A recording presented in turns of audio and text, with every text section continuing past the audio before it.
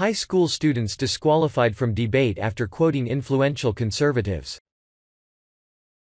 The art of debate in both high school and college is meant to be an exercise in logic and free speech. Not so much anymore. Two Utah high school seniors lost a debate round simply because they quoted conservative Ben Shapiro and clinical psychologist Dr. Jordan Peterson, who were deemed white supremacists by the judge. How is that remotely objective or fair? The judge should be fired over this, but he won't be. Layton High School senior Michael Moreno and his debate partner, who is remaining anonymous and understandably so, were taking part in a round of the debate with a topic relating to immigration. The specific topic of the round was resolved: the United States federal government should substantially reduce restrictions on legal immigration. Moreno and his partner were arguing on the negative side of the debate.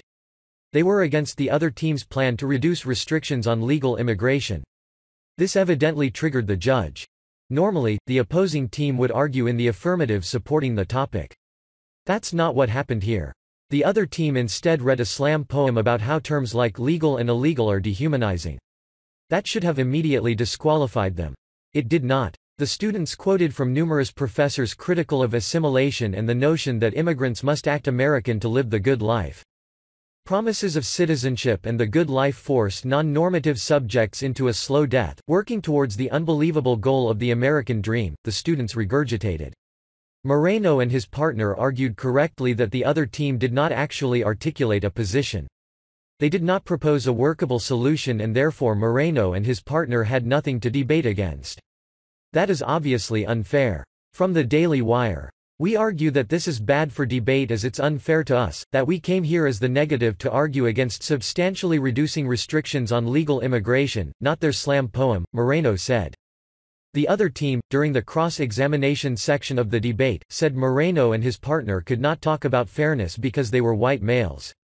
Moreno said he then speed-read through quotes from Shapiro and Peterson pertaining to identity politics.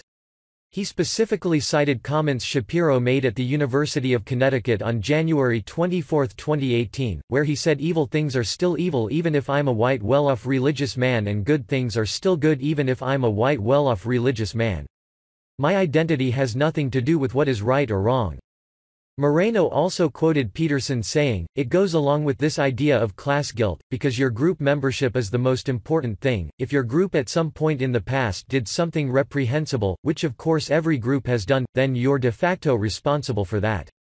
At this point, Moreno began recording the debate and posted the video to YouTube with the faces of the other debaters blurred.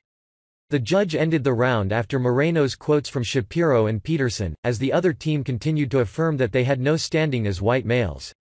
The judge, who before the round told each team not to be racist, claimed Moreno and his partner's evidence and saying things like your identity doesn't matter were actually racist. The judge then joined the opposing team in claiming it was Moreno and his partner who turned the debate into a discussion of identity politics and claimed Shapiro and Peterson are racists.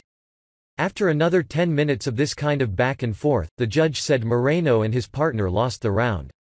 Moreno then spoke to the tournament directors, who both work for Arizona State University. The Daily Wire will not name them as they did not respond to a request for comment.